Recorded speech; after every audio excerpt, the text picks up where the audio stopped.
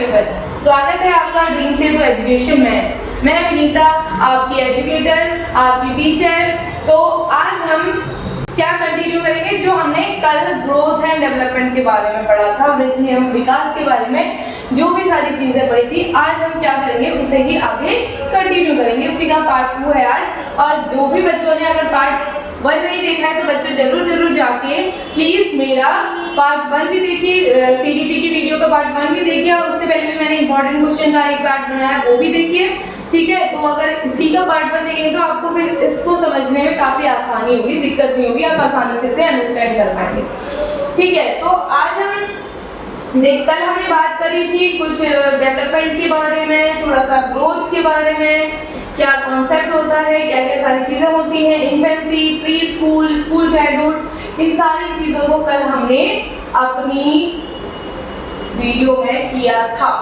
तो आज इन्फेंसी के बारे में हमने बात कर ली थी, प्री स्कूल के बारे में भी हमारी बात हो गई थी, और स्कूल चाइल्डहुड के बारे में भी हमने थोड़ी सी बात कर ली थी। स्कूल चाइल्डहुड यानी कि मैंने से कौन सी कहा था, लेटर चाइल्डहुड, यानी कि इसको समझ लेना आप लोग, लेटर चाइल्डहुड और अर्ली चाइल्डहुड को ही मैंने यहाँ पर ऐसे लिखा हुआ है, इसमें आपको कोई भी कंफ्यूज होने की जरूरत नहीं है। प्री स्कूल एज मैंने प्री स्कूल चाइल्डहुड लिखा है, यानी कि वो अर्ली चाइल्डहुड है जो आप पढ़ते हुए आते हैं। तो देखो कुछ नया तो होना चाहिए ना, हमेशा एक जैसा पढ़ते नहीं रहना चाहिए। आपको आदत है कि ये देखिए infancy, early childhood, letter childhood, adolescence and that's it, इतना ही नहीं होता, चीजों को थोड़ा सा समझना है। जब क्वेश्चन आ गया अगर वहां पे तो इसको क्या कहते हैं तो आपको पता होना चाहिए। अर्ली चाइल्डहुड को प्री स्कूल एज भी कहा जाता है। और ऐसे ही फिर स्कूल चाइल्डहुड, जिसको मैंने आपको बताया था कल कि कौन सा बोला जाता है, लेटर, क्या बोला जाता है, लेटर चाइल्डहुड। ठीक है, इसको लेटर चाइल्डहुड बोला जाता है। अब इसमें क्या चीज होती है, इसको करीब हम लेते हैं 6 to 12 ईयर्स। अब मैंने कल आपको टॉलर और थिनर वाला कॉन्सेप्ट भी इसमें बता दिया था। ठीक है, इसके बाद आगे चलते हैं, एडोलसेंस की बात करते हैं। मैंने आपको ये भी बात बताई है कि अलग अलग बुक्स में आपका अलग अलग ही दिखाई देगा। जैसे इसमें यहाँ पे 12 to 20 ईयर्स मैंने लिखा हुआ है, कई सारी बुक्स में आपको 16 years, 17 years, 18 years, 19 years like ऐसे करेंगे तो ऐसे दिखाया जाता है। तो आपको बस अंडरस्टैंड करना है, क्योंकि अलग अलग जगह अलग अलग टॉपिक्स हैं, अलग अलग चीजें हैं, तो अलग अलग बुक में अलग अलग दिखाया जाएगा। और अगर एक पर्टिकुलर एज लेते हैं तो अगर मैं बात करूं सिर्फ एक पर्टिकुलर की, तो आप इसको 12 to 18 जनरली ले सकते हैं। ठीक है, अगर आपसे कभी एज पूछा जाता है, वैसे एज का क्वेश्चन वो जनरली बहुत ही कम ऐसा पूछता है कि क्या एज रहती है। ठीक है, उसमें आपको चीजें बतानी होती है बस। अब इसके बारे में आगे बात करें, एडोलसेंस है क्या।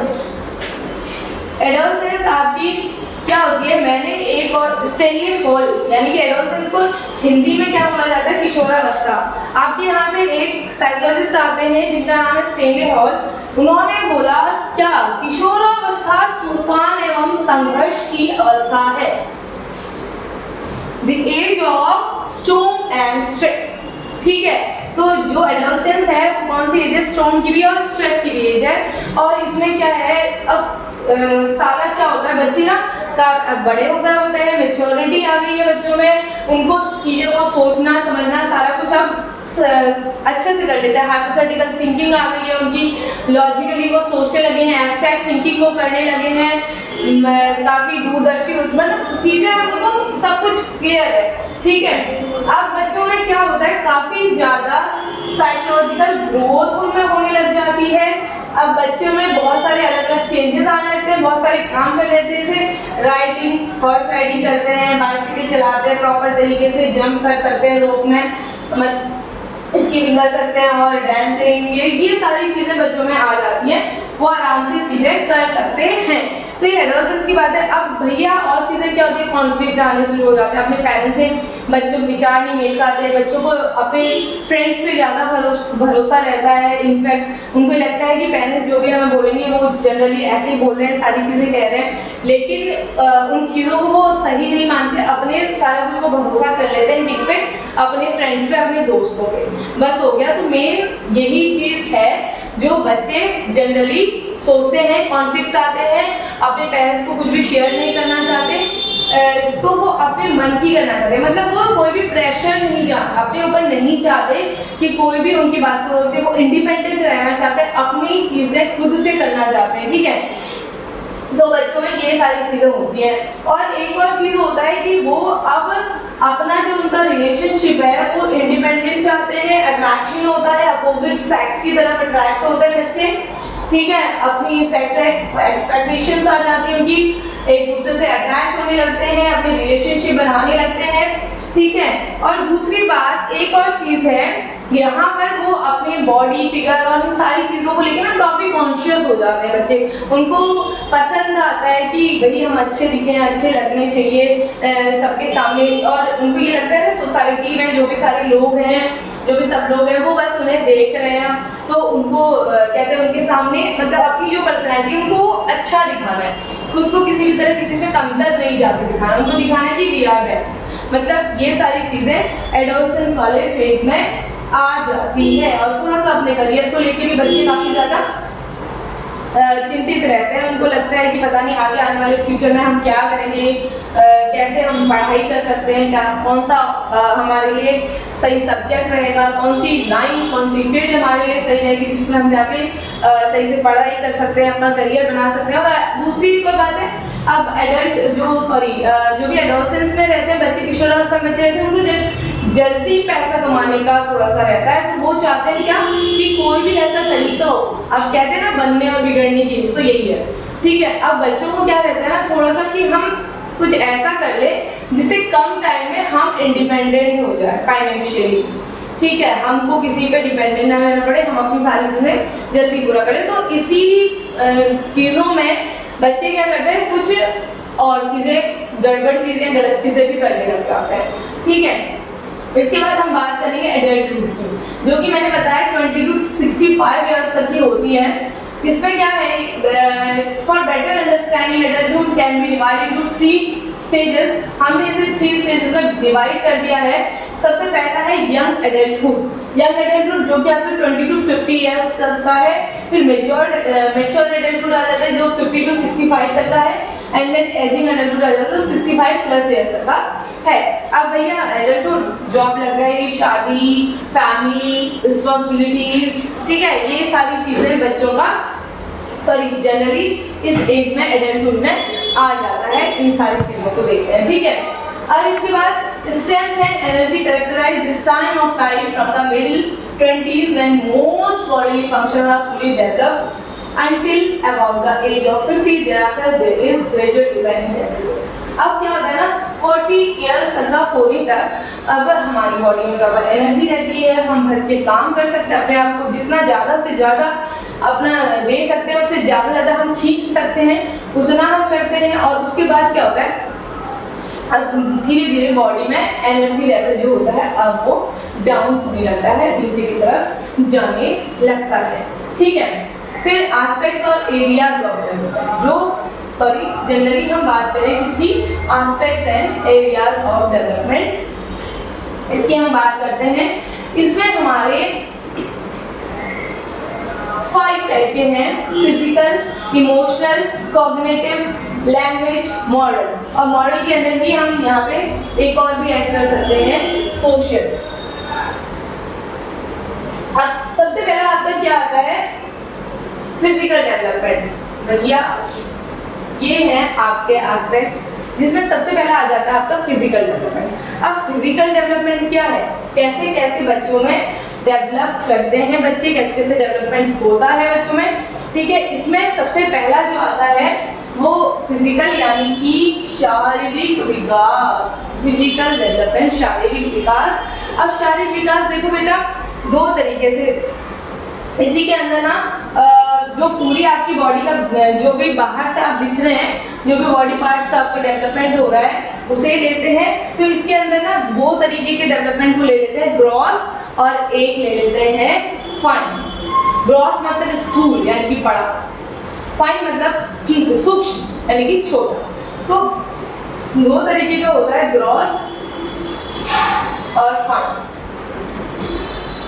मोटर स्किल्स, ठीक है, मोटर स्किल्स बात करेंगे, मोटर स्किल्स तो जो भी आपकी ग्रॉस मोटर स्किल्स होती हैं उसमें क्या होता है, ग्रॉस मोटर स्किल्स में आपकी जो आपके शरीर की बड़ी हड्डियां हैं, बड़ी मसल्स हैं, वो काम करना चालू कर देती हैं, ठीक है, उनमें ग्रोथ होना, उनमें डेवलपमेंट होना स्टार्ट हो जाता है, ठीक है। जैसे हम क्या करते हैं, चलना, उठना, बैठना, ठीक है, तो ये हमारी सारी क्या करें, बड़ी मसल्स, जैसे हमारे पैर की हैं, हाथ की, ये सारी बड़ी मसल्स, बड़ी बोन्स हैं, ठीक है, तो ये सारा कुछ वर्क करना स्टार्ट कर देती है, इनमें डेवलपमेंट होना स्टार्ट हो जाता है।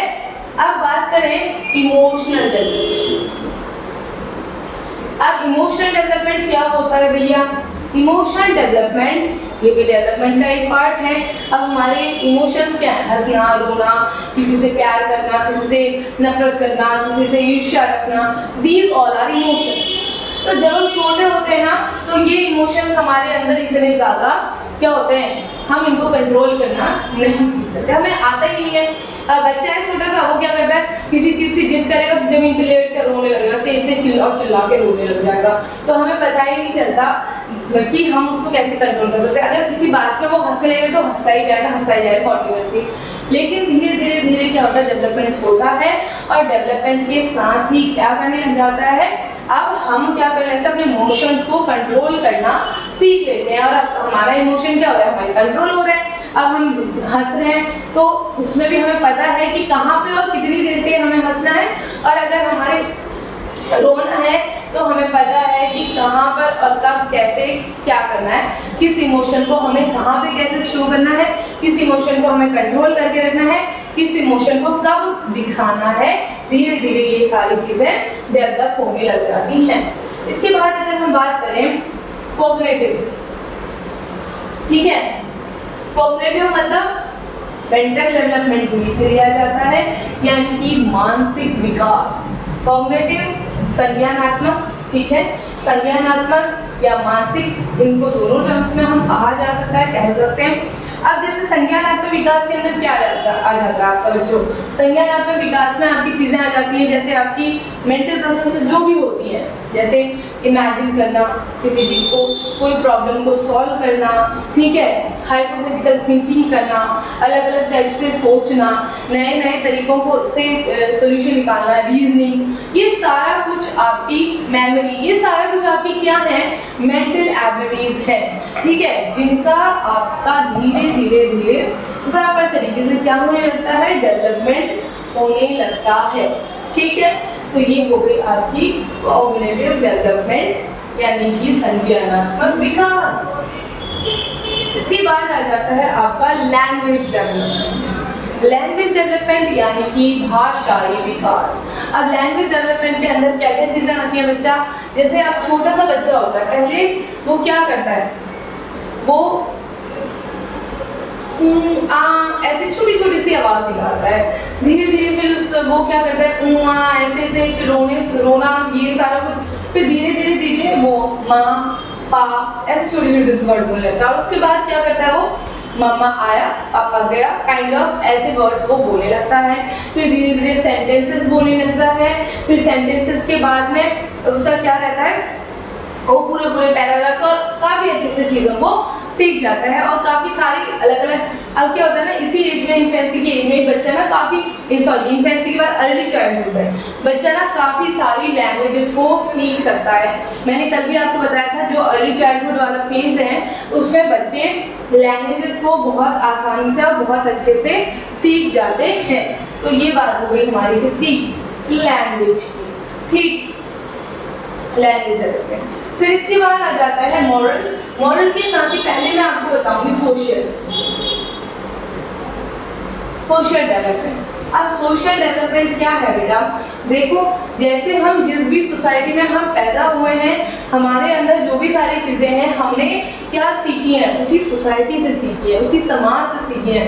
जिस भी जगह में, जिस भी कल्चर से हम बिलोंग करते हैं, तो हम उस कल्चर को ऑप्ट कर लेते हैं, उसी कल्चर के बारे में हम सारी चीजें जानते हैं, समझते हैं, बहुत अच्छे से जानते हैं। तो जो हम अपने घर में देख रहे हैं वही हम कर रहे हैं। जैसे हम हमारे घर में रोज सुबह शाम कोई भजन गा रहा है, समथिंग ऐसे, तो हम क्या कर रहे हैं, हम भी वही चीज ऑप्ट कर रहे हैं, हम भी वही चीज सीख रहे हैं। धीरे धीरे जब जो बच्चा है वो किसी समाज के साथ जुड़ रहा है या कहीं और दोस्तों के साथ जुड़ रहा है, तो वो धीरे धीरे अपने साथ साथ दूसरे कल्चर को भी देख रहा है, ठीक है, दूसरे कल्चर से भी जुड़ रहा है, दूसरे कल्चर को भी लेके आ रहा है, तो फिर वो क्या कर रहा है, अपने कल्चर के अलावा भी दूसरे कल्चर को भी जानता है, समझ रहा है। अब वो समझ रहा है कि भैया नहीं सिर्फ मेरा ही कल्चर यहाँ पे नहीं है, दूसरे और भी कल्चर हैं जिनके साथ हमें सामंजस्य बिठा के चलना पड़ता है।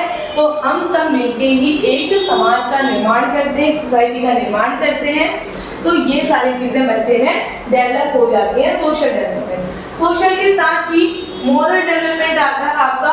मॉरल डेवलपमेंट का मतलब जो भी सोसाइटी ने नॉर्म्स को सेट किया हुआ है, जो भी सोसाइटी ने चीजें बनाई हुई हैं, उसी के अकॉर्डिंग आप क्या करेंगे, काम करेंगे। जैसे बच्चे को बचपन में ही बता दिया उसकी माँ ने कि भैया झूठ बोलना पाप है, नदी के यहाँ सांप है, काली बिल्ली आएगी गला काट देगी, ऐसी चीज बोल दिया ना, तो बच्चे को क्या लगने लगता है, भैया नहीं, अब मम्मी ने बोला है तो सच में कहीं ऐसा ना हो जाए कि मैंने झूठ बोल दिया तो क्या हो जाएगा, मेरा सच में कोई आज से गला काट के ना ले जाए। लेकिन धीरे धीरे धीरे जब बच्चा डेवलप हो जाता है, उसको सोसाइटी की, समाज के नॉर्म्स रूल्स से सारी चीजें समझ में आने लगती हैं, तो उसे ये समझ में आने लग जाता है कि भैया जो भी नॉर्म्स हैं, जो भी सारी चीजें हैं, वो भी हमारे लिए ही बनाई गई हैं, और उनको आने पर, समय आने पर अगर किसी की ऐसी जरूरत होती है तो उसे बदला भी जा सकता है। और अब बच्चा अगर झूठ बोलने भी लगे ना, तो वो क्या करेगा,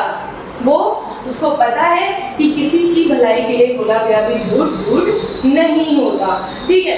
तो अब उसके कॉन्सेप्ट क्या हो जाएंगे, अलग हो जाएंगे, बदल जाएंगे, क्योंकि अब वो क्या कर रहा है, डेवलप कर रहा है। तो इसीलिए, ठीक है, तो ये सारे आपके जो डेवलपमेंट है, 5 टाइप्स है, जो एस्पेक्ट्स हैं डेवलपमेंट के, ये सारे आपके कहीं ना कहीं कोरिलेट करते हैं एक दूसरे से। अगर आपकी किसी भी बच्चे का कोई भी डेवलपमेंट का पार्ट इफेक्टेड है, तो वो दूसरे डेवलपमेंट के पार्ट्स को भी क्या करता है, इफेक्ट करता है। लाइक किसी को कोई फिजिकल डेवलपमेंट है, फिजिकल डेवलपमेंट में, या फिजिकली किसी को कुछ प्रॉब्लम है, वो चल नहीं पा रहा है, वो बैठ नहीं पा रहा, तो वो दूसरे जो आपके दूसरे एस्पेक्ट है उनको भी दिक्कत करेगा, वो उसके इमोशंस उसके कंट्रोल में नहीं होंगे, उसको दूसरों के साथ मेंटल एबिलिटीज में थोड़ी सी दिक्कत आएगी। मेंटल एबिलिटीज भी ठीक होंगी तो हो सकता है उसको समाज के साथ जुड़ने में, क्योंकि हो सकता है उसे लगे कि भैया मैं बाहर जाऊंगा, समाज के सामने जाऊंगा तो मेरी मजाक उड़ाई जाएगी। तो ये सारे मतलब कुछ ना कुछ एक दूसरे से वो लिंक रहते हैं और किसी न किसी दूसरे एस्पेक्ट को वो इफेक्ट करते हैं। तो ये जनरल बात हो गई आपकी किसकी, हमारे टाइप्स की, एस्पेक्ट्स की, किसकी, डेवलपमेंट के, ठीक है। तो ये सारे थे आपके डेवलपमेंट के एस्पेक्ट। इसके बाद थोड़ा सा मैं बात करूंगी रिलेशन टू लर्निंग। अब लर्निंग से क्या रिलेशन है डेवलपमेंट का। देखो साफ और सीधी सी बात मैं बता दूं, डेवलपमेंट का लर्निंग से बहुत ज्यादा मायने रखती है, सारी चीजें बहुत ज्यादा जुड़ाव है। जो भी आपका एनवायरनमेंट है, जो भी आपका एनवायरनमेंट है, बच्चा उसी एनवायरनमेंट के अकॉर्डिंग सीखता है, उसी एनवायरनमेंट के अकॉर्डिंग काम करता है, ठीक है। According to psychologist view point, the organism from the moment of birth, rather from the time of conception, is surrounded by some kind of environment. वो किसी न किसी तरीके के किससे जुड़ा हुआ है, किससे घिरा हुआ है, environment से। The organism does not simply live in the environment, but it is also acted upon by it. अब वो ऐसा नहीं है कि सिर्फ और सिर्फ वो उसी environment से जुड़ा हुआ है, वो environment क्या कर रहा है, उसके लिए उसको सारी चीजें सिखा रहा है, उसको हर एक चीज सिखा रहा है। जो भी अब एनवायरनमेंट सिर्फ ऐसा नहीं कि ये पेड़ पौधे फूल पत्ती, एनवायरनमेंट का मतलब है उसको कैसा घर का उसका एनवायरनमेंट है, कैसे उसकी सोसाइटी है, कैसे उसके आसपास के लोग हैं, ठीक है, जो उसे सिखा रहे हैं। अब अलग अलग ये मैं आपको बेटा हेरिडिटी और एनवायरनमेंट जो वाला पॉइंट है ना, उससे बहुत अच्छे से एक्सप्लेन करूंगी कि कैसे हेरिडिटी का कितना क्या इफेक्ट पड़ता है आपके डेवलपमेंट में, और एनवायरनमेंट का क्या इफेक्ट पड़ता है डेवलपमेंट में, ठीक है। तो अब इसके बाद एक जो बात करनी है मेन, ठीक है, तो हम बात करेंगे इस पे।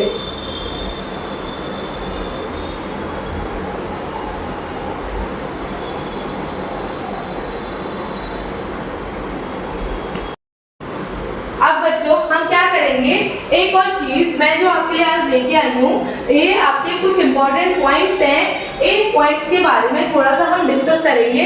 तो क्या क्या चीजें होती हैं, कैसे क्या क्या चीजें होती हैं, ये बहुत ज्यादा इंपॉर्टेंट पॉइंट्स हैं जो आपके मैं अलग अलग स्टेजेस से उठा के लेके आई हूँ, जिसके बारे में आपको पता होना चाहिए, क्योंकि इससे क्वेश्चन उठ सकता है, इससे क्वेश्चन आ सकता है।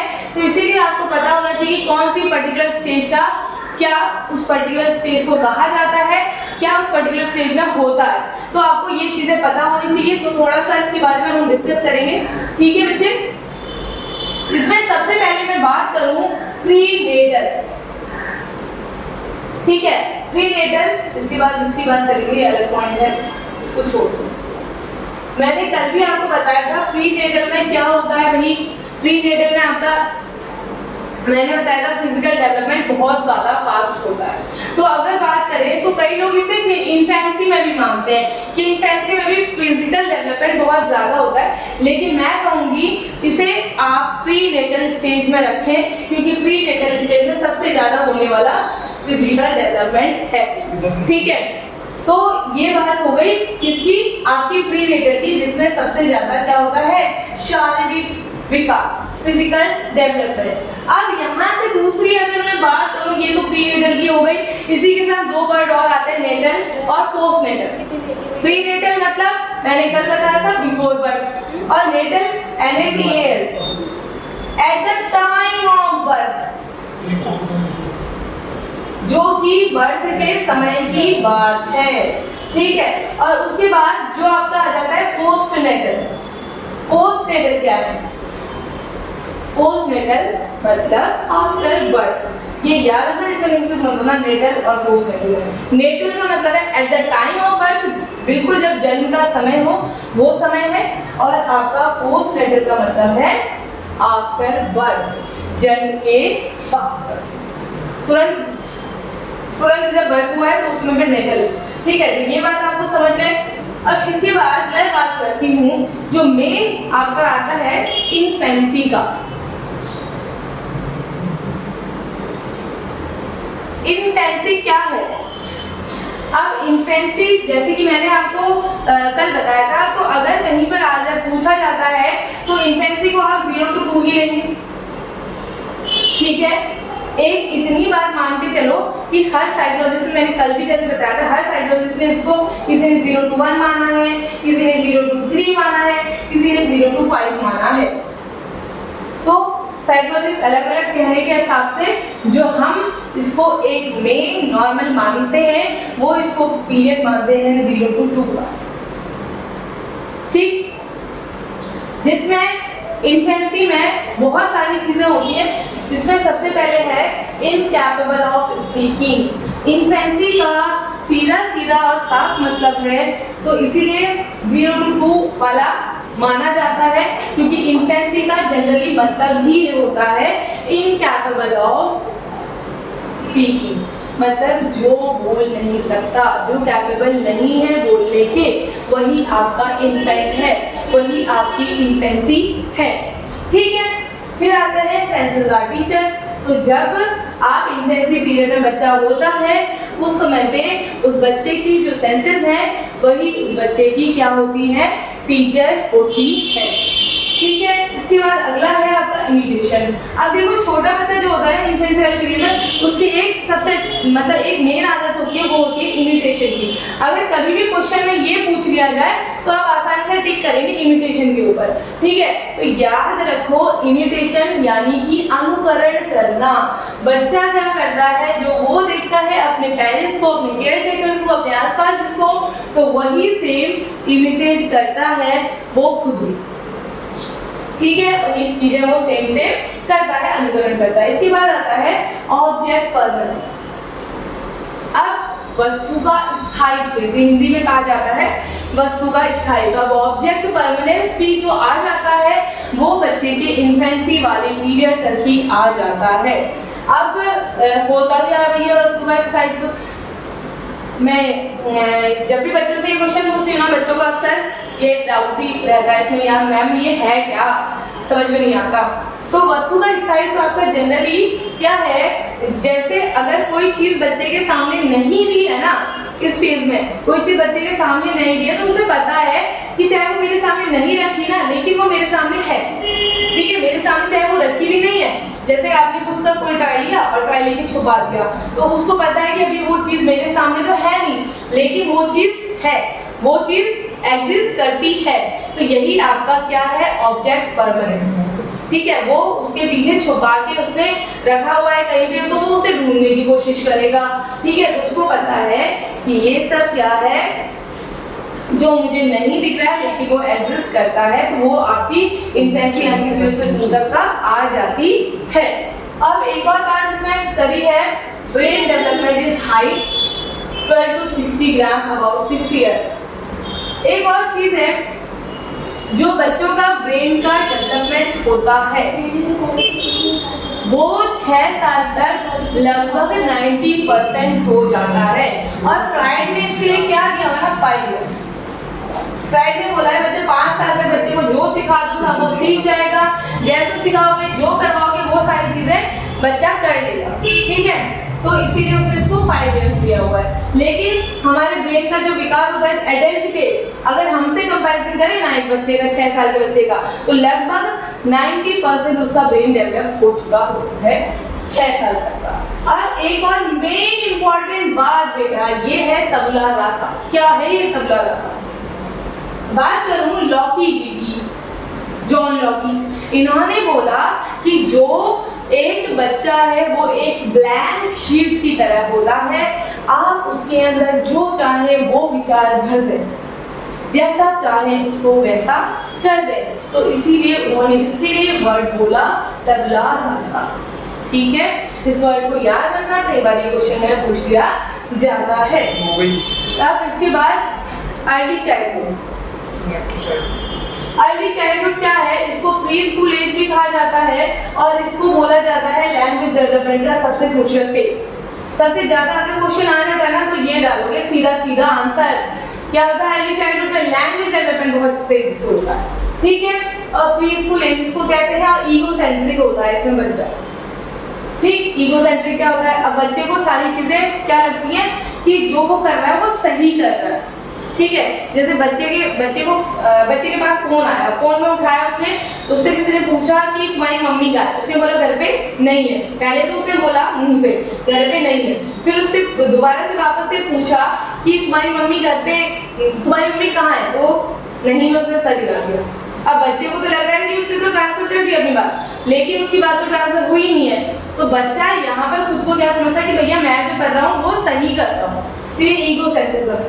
अब लेटर चाइल्डहुड की बात करें तो लेटर चाइल्डहुड को हम गैंग एज, ट्रबलसम स्टेज या फिर important stage of life from the educational point of view, ये सारी चीजें कहा जाता है लेटर चाइल्डहुड को। पेयर ग्रुप, ठीक है, गैंग एज को ही एक पेयर ग्रुप, यही सारी चीजें इसको कहा जाता है। इसके बाद आ जाता है आपका adolescence. Adolescence is a period of storm and stress, जैसे कि पहले मैंने बताया स्टेलिया हॉल ने कहा था। ठीक है, तो इसमें क्या जाती है, feeling of independence and revolt. बच्चे को अकेला रहना है, स्वतंत्र रहना है और राइवल होना है, या किसी भी तरह वो कर सकते हैं विवाह।